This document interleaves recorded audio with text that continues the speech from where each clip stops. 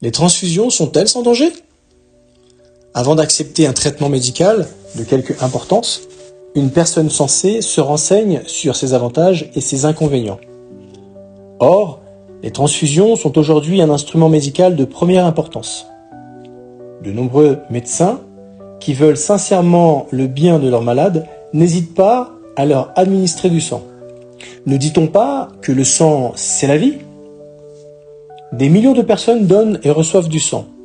Durant la période 1986-1987, 1 300 000 Canadiens, sur une population de 25 millions, ont donné leur sang. En ce qui concerne les États-Unis, au cours de la dernière année pour laquelle nous ayons des chiffres, on a transfusé entre 12 et 14 millions d'unités, selon le New York Times, 18 février 1990. On a toujours prêté au sang des pouvoirs miraculeux, fait remarquer le docteur Louise Keating. Pendant ses 46 premières années d'utilisation, les réserves de sang ont été perçues, à la fois par les médecins et par le public, comme plus saines qu'elles n'étaient, selon le Cleveland Clinic Journal of Medicine, mai 1989. Quelle était la situation autrefois et quelle est-elle aujourd'hui? Il y a de cela 30 ans, les pathologistes et le personnel des banques de sang ont reçu cet avertissement. Le sang est de la dynamite. Il peut faire beaucoup de bien ou beaucoup de mal. La mortalité provoquée par la transfusion sanguine équivaut à celle due à l'anesthésie par l'éther ou à l'appendicectomie. Il y aurait approximativement un décès pour 1000 à 3000 ou peut-être 5000 transfusions. Dans la région de Londres, on compte un décès pour 13 000 flacons de sang transfusés, selon le New York State Journal of Medicine, 15 janvier 1960. Les dangers liés aux transfusions ont-ils depuis lors été éliminés, si bien que cette thérapeutique serait maintenant sans risque?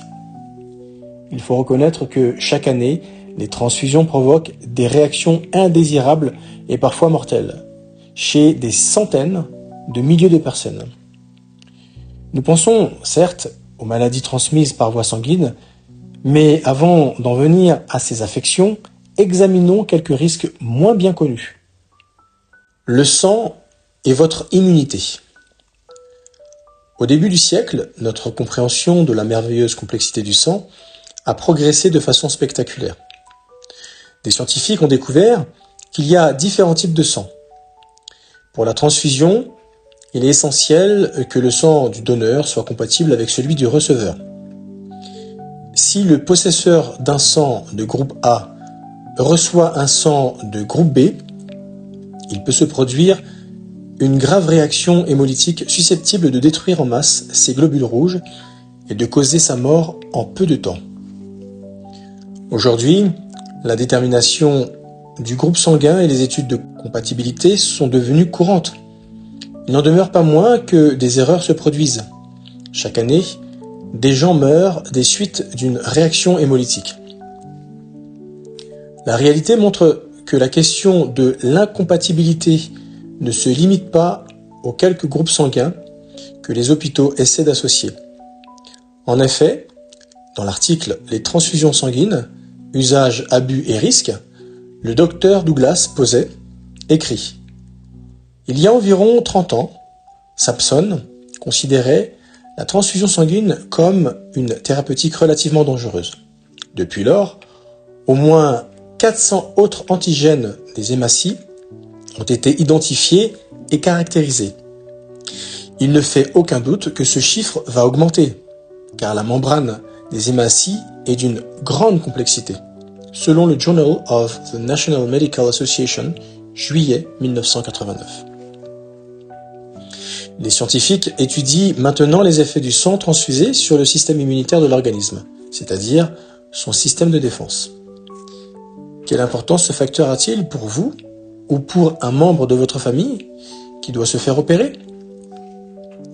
Lorsqu'on transplante un cœur, un foie ou tout autre organe, il se peut que le système immunitaire du receveur détecte le tissu étranger et qu'un phénomène de rejet se produise. Or, il faut savoir que la transfusion est une transplantation de tissu à part entière. Même un sang dont la compatibilité a été correctement étudiée peut détruire le système immunitaire du receveur. Il est ressorti d'une conférence réunissant des pathologistes que des centaines d'articles médicaux font état de réactions immunitaires occasionnées par des transfusions sanguines. Les preuves contre les transfusions s'accumulent, selon le Medical World News du 11 décembre 1989. L'une des tâches principales du système immunitaire est de détecter et de détruire les cellules malignes, cancéreuses. Une carence immunitaire pourrait-elle provoquer un cancer et entraîner la mort? Considérons les deux cas suivants.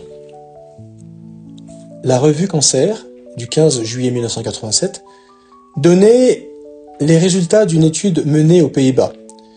Chez les malades atteints du cancer du côlon, on a observé d'importants effets négatifs sur la durée de vie à long terme des transfusés. Dans ce groupe, 48% des transfusés et 74% des non-transfusés ont atteint le seuil de survie des 5 ans.